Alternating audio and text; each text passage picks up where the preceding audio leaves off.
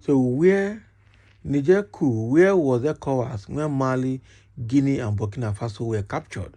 Major General Ayola asked a question. Exactly. Or the same thing we are saying, that why are we trying to send Nigerian soldiers to Niger Republic to go and fight? What is the interest of the West, both US, Germany, and France, in that Niger Republic? And where were they? Where was ECOWAS and AU when the military juntas took over Guinea, Mali, and Burkina Faso? They didn't do anything. Now it is Niger that are coming out to talk. Why? The former chief of defense research and development headquarters, Major General Henry Ayola, retired, in an interview on Arise TV this morning, asked a critical question, which says, where was ECOWAS when Mali, Burkina Faso, and Guinea were captured? He asked this question while responding to the planned military intervention by ECOWAS in Niger following the recent coup. Major General Ayola retired. The big question now is, what is ECOWAS trying to achieve at this point? Because mathematically, you do not talk of the probability of an event that has had no previous performance. So we ask ourselves, when similar case happened in Guinea, Mali, and Burkina Faso, was ECOWAS able to restore the government?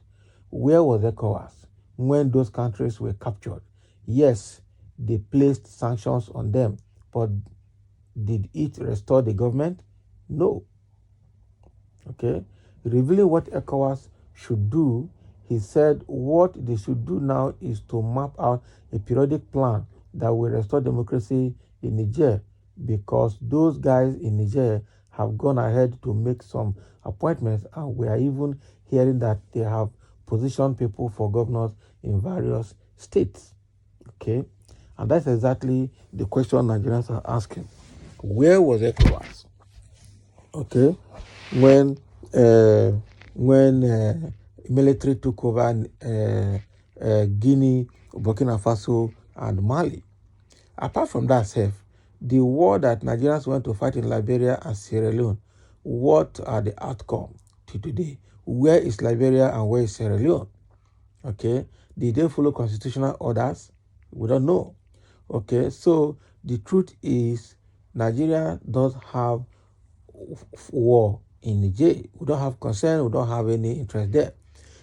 ECOWAS themselves that are putting sanction, they put sanction on those other three countries that had military coup, and the sanction did not return the democracy there in those countries. So why do they think that the same sanction will return democracy in Niger Republic? What is their interest in the first place? That is the big question that they need to answer. What is their interest? What is their interest? Because obviously we don't have any interest in the Niger Republic.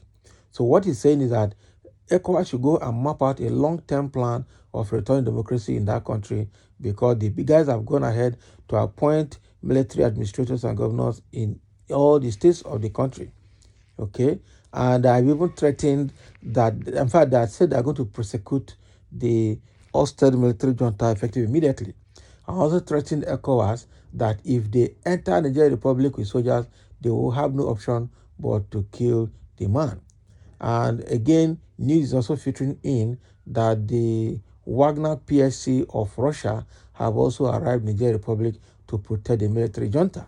Because what is happening now is that they are sponsoring, the ECOWAS is beginning to probably sponsor, allegedly anyway, sponsor jihadists to fight the military in Niger. And that has started, because we've seen the fight between the jihadists and the military along the Burkina Faso and the Mali border, bordering with Niger Republic. And that fight has started a few days now. Some soldiers have been killed, while some of the jihadists or the terrorists have also been killed.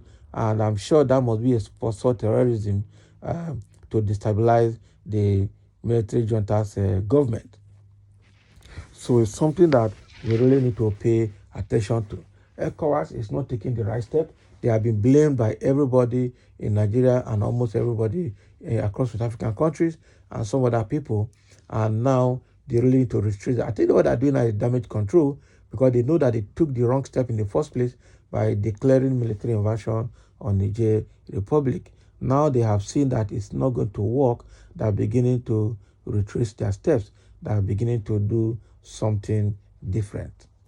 So there are a few comments here. Let's see what people are saying with respect to this issue in the matter that this Major General Yola retired is saying. The issue with Niger isn't coup, but to satisfy and please their white masters. Our leaders are still slaves to the West. Exactly. So it be like say, now you and all these your greedy politicians, they share their loot. What is that supposed to mean? Yeah? Oyibo self don't like the way they are looting the country money. Exactly. Some whites from those from France, Germany, and some other countries are also speaking against it. You can't continue to loot this Africa and expect them to stabilize. It not work. Someone say Niger is the closest neighbor among the list you made. It is a high risk for Nigeria to watch the coup to succeed. It sends wrong signal to Nigeria. What signal is it? Is any signal wrong or worse than the one we are getting internally under APC government? Someone say too naive to contribute. So are you suggesting that war is the solution or what? You're not going to answer that question. Let Tinubu and Akufo-Addo try Niger and they will smell real pepper from Burkina Faso, Mali, Algeria, and Great Niger. Exactly. They are ready to fight. Okay? Don't mind the old fools, especially Tinubu, who is smelling of fraud and corruption. That they give them here water. That they give them water.